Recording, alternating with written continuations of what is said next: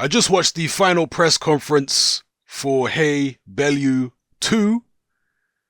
Both guys were just repeating what they'd previously said in other press conferences. Although David Haye did also repeat what he said yesterday in his interview with Sky Sports, and that was that he sees this as a long fight. He's not intending to come out and try and take Tony Bellew out early. He's going to box. He's going to break Tony Bellew down over a long period and then maybe to look to put his foot on the gas in the second half of the fight. But he says he's training for 12 hard rounds.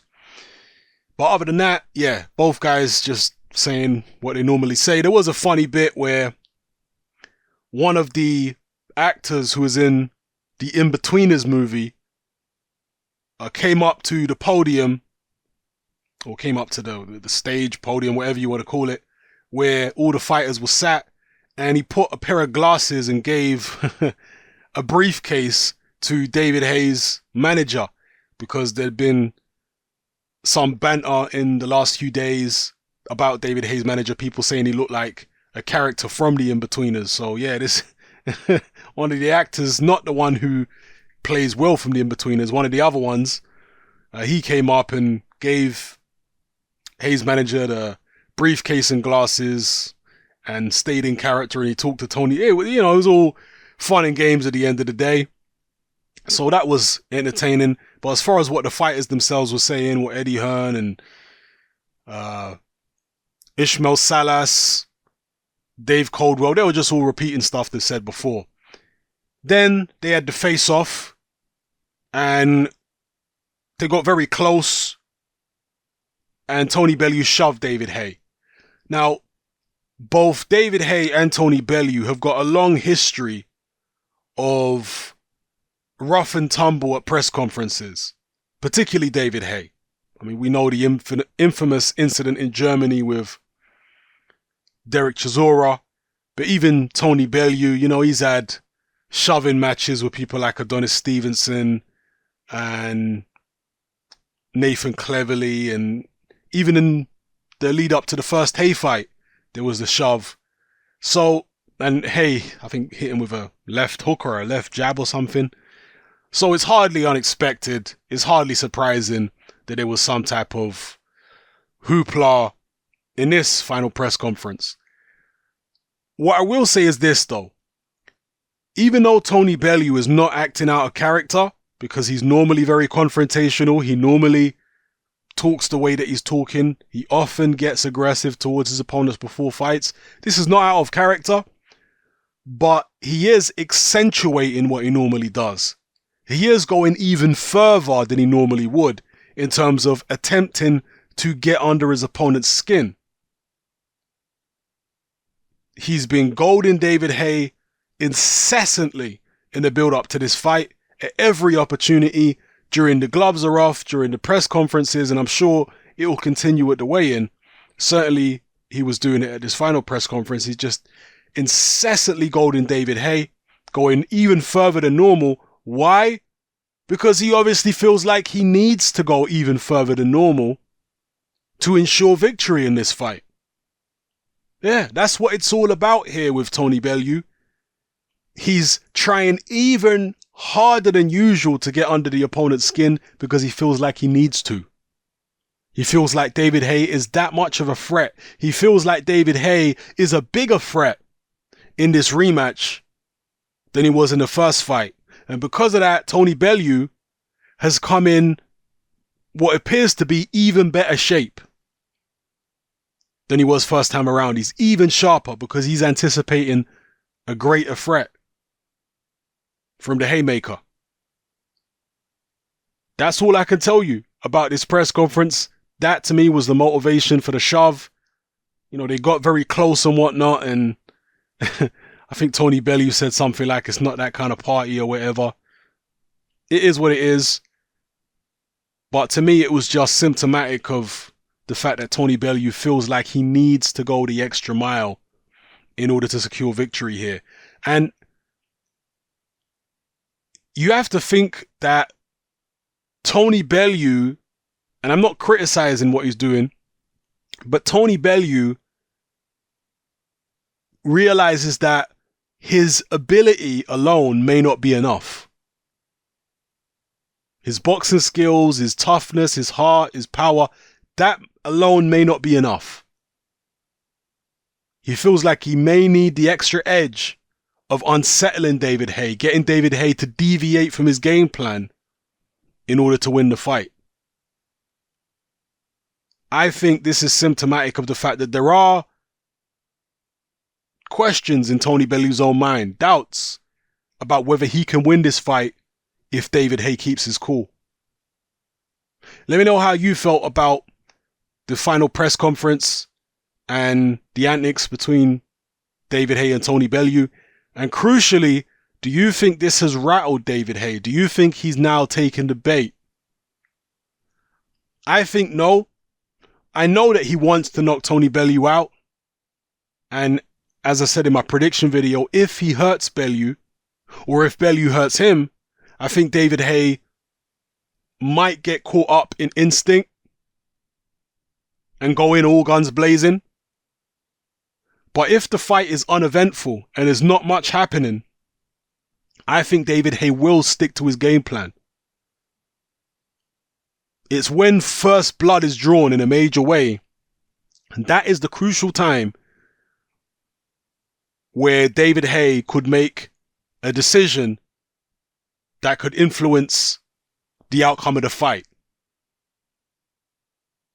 He might go for broke and knock Bellew out, or he might go for broke and it backfires and he gets knocked out. Again, that time will be when the significant first blood is drawn. Either David Haye gets hurt or he hurts Bellew. That is the moment when Haye might deviate from his game plan and get thrown off. But in terms of the pre-fight antics that Bellew has been carrying on with, I do not believe that any of that is going to affect David Haye. I don't think so. Because, as I've said before, Bellew has made it so obvious what he's doing. There's no subtlety to it. If he was being subtle about it, it might have had more of an effect. But because he's been so blatant, he's just given the game away. And so David Haye knows what to do in that situation. He knows what Bellew was doing, and he knows he can't allow himself to be taken in by it. Tony Bellew, to be fair, is not a guy who can really do subtle. To be blatantly honest. If you look at George Groves in the lead up to the Carl Froch first fight, again, it was a similar kind of situation where Groves wound Froch up first time around. Froch didn't really realize what Groves was doing. But in the lead up to the rematch, Froch did not take the bait. He did not want to engage George Groves like he did first time around. He didn't get emotionally involved. He remained objective. And because he remained objective, he was able to fight a much better fight, a much more sensible fight second time around, and get the job done. And once again, as long as David Haye's body holds up, which is a big if, I'm expecting David Haye to do what Carl Froch did in the Groves rematch and fight a sensible, conservative fight at long range and avoid getting involved. I'm not sure whether David Haye is going to knock Tony Bellew out. He's definitely got the power to knock Bellew out if he catches him properly. He never really caught him properly in the first fight. Bellew was moving away most of the time when Haye was catching him with shots, and they were not really crisp, clean shots. If Haye catches Bellew with something proper, like the kind of right hands he hit Enzo Macronelli with, Tony Bellew's going down. Make no mistake about that. But it's whether David Haye is going to be ambitious enough to let them kind of shots go with regularity. And it's whether Tony Bellew is going to be ambitious enough. If he's being outboxed on the outside and he knows David Haye is trying to set him up for a right hand when he comes in, will Tony Bellew take that gamble and go for it? Or will he remain cautious? I personally think that he'll probably remain cautious. I'm not sure if David Haye's still fresh in the second half of the fight and he's winning on points and he's at long range. I'm not sure Tony Bellew is going to go for broke and just go in all guns blazing. He might, but I don't know. I have my doubts about that based upon Tony Bellew's previous form against someone like an Adonis Stevenson, for example. I mean, even Nathan Cleverly in the first fight, I know that was down at light heavyweight when Bellew was drained, but still, he didn't really go for it in the first Nathan Cleverly fight. You know, second fight he did, but I was at cruiserweight and Cleverly wasn't in the right place mentally, I don't think. So yeah, I'm still sticking with my prediction of Haye on points. He definitely can knock Tony Bellew out. He's definitely got the power, but I'm just thinking it's going to be a negative fight. You know, it's like when David Haye fought Vladimir Klitschko. So many people were saying it was going to be a knockout. I was one of the few people who predicted that fight would go 12 rounds and that Klitschko would win on points, because I just felt as though the two, you know, because people were saying, oh, Klitschko's got a suspect chin, Haye's got a suspect chin, Klitschko's a massive puncher, Haye's a massive puncher, there's no way it's going 12 rounds. Well, for me, that was the reason why it would go 12 rounds. Because both guys are hesitant to commit because they know their own chins are not great and the other guy's carrying massive power, so they cancelled each other out. And it could be a similar situation. I don't think it will be as extreme with Haye Bellew, but it could be a similar situation. I don't think Haye respects Bellew's power anywhere near as much as he respected Klitschko's power, but Haye might be cautious, not because of Bellew's power, but because he doesn't want to get countered, and also because he doesn't want to overexert himself in case he gets injured. So Haye might be cautious for that reason, whereas Bellew might be cautious because of Haye's power.